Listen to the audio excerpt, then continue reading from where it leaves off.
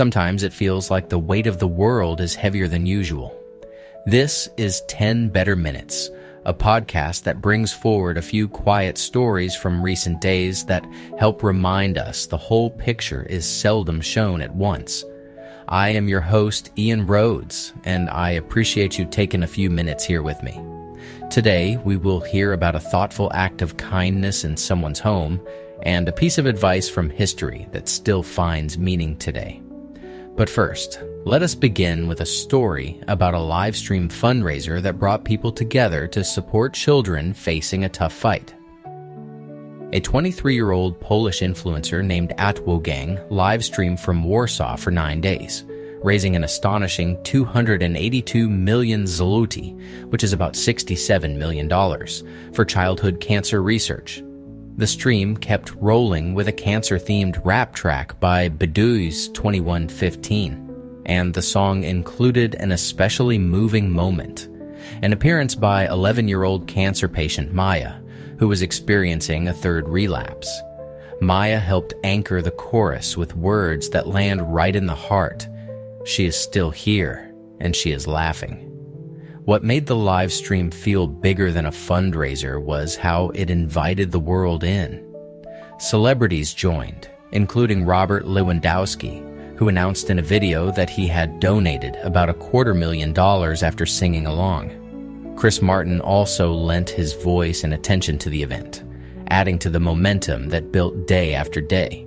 And that momentum did not stay on the screen.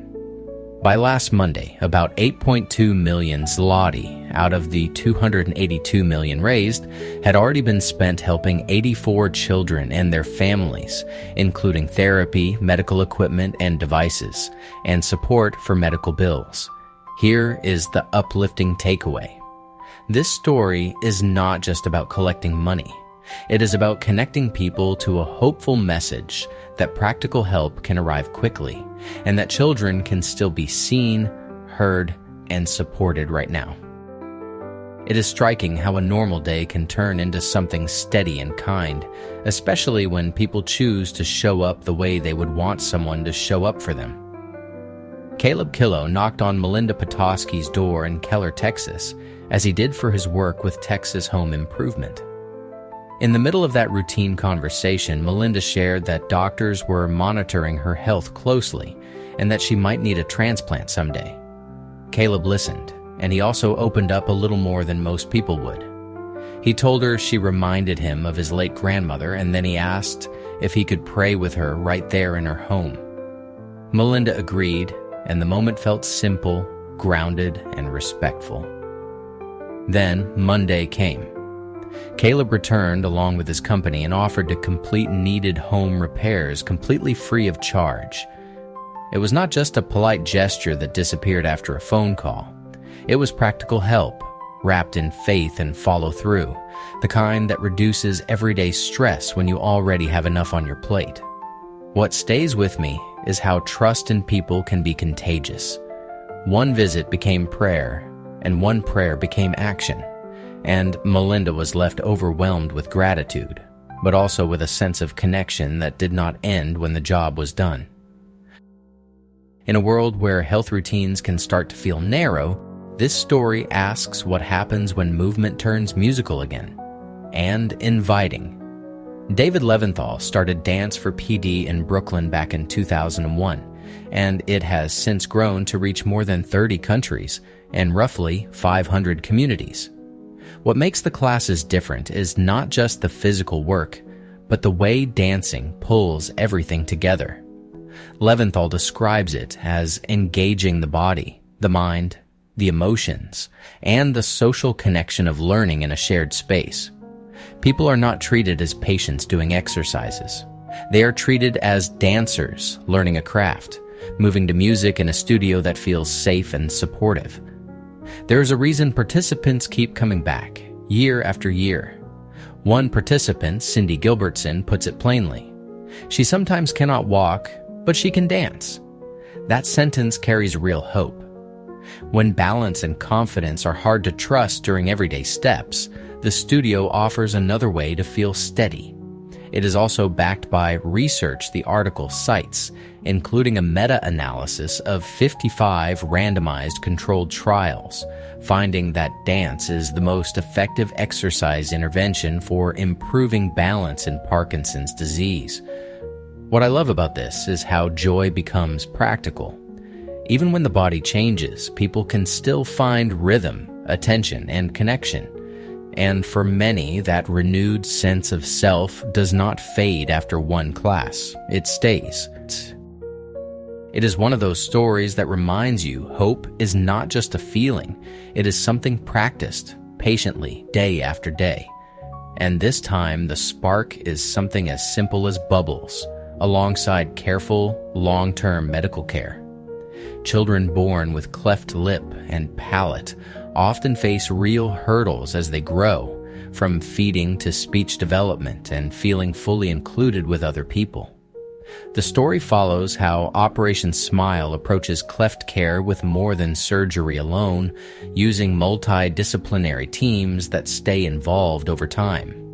Since 1982, they have provided cleft surgeries to more than 500,000 patients, and that experience shows up in the way they support the whole child, not only the moments in the operating room. For Lilia, born in 2020, the journey included 2 surgeries in Puebla, Mexico, when she was still a toddler.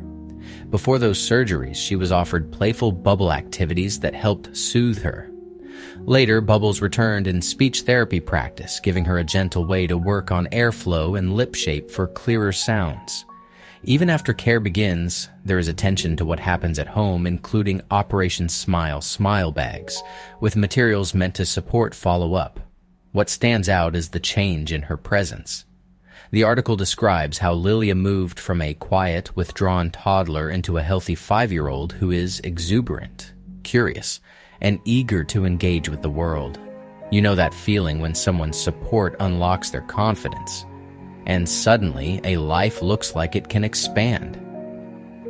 Sometimes hope looks like something practical and steady: breeding records, careful releases, and people who choose to keep showing up for the animals in their own landscape.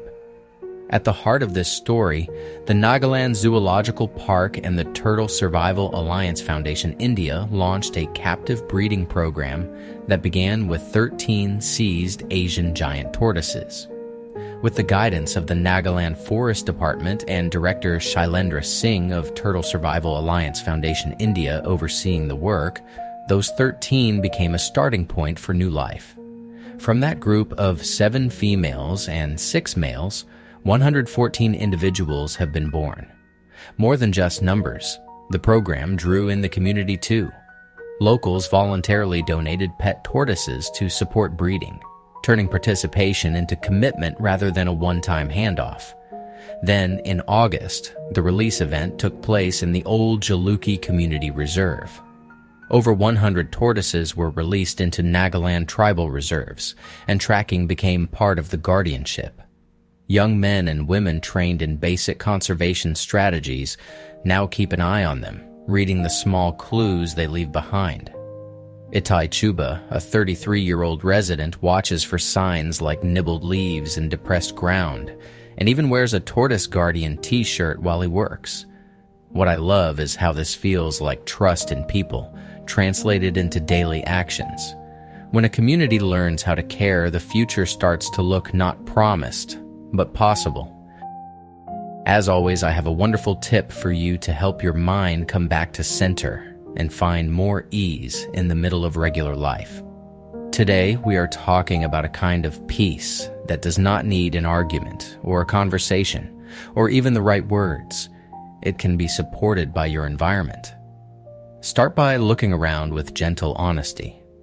Where does your space feel loud, cluttered, or too demanding? Clear one small surface. Open a window for a few minutes. Let fresh air and light remind your nervous system that you are safe enough to soften. Choose one calming sound, like quiet instrumental music or the simple steadiness of a fan, something that fills the gaps without pulling your attention.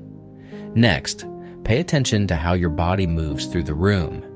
If your most used items are hard to reach, your day starts with friction. When things have a home, you spend less energy searching, and your mind settles faster. You can also use simple visual cues. Keep a water glass where you will see it.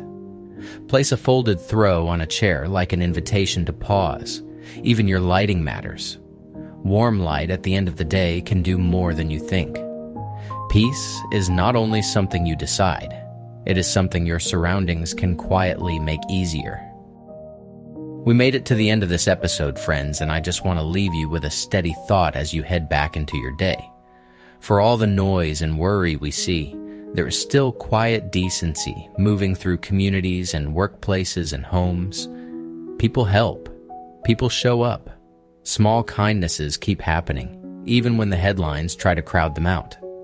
If you would like a little more of that, you can follow 10 Better Minutes and listen to new episodes every day. And if you have a good news story link or something positive happening nearby that other people might have missed, please share it in the comments. This is Ian Rhodes with 10 Better Minutes. Take care, and I will see you tomorrow.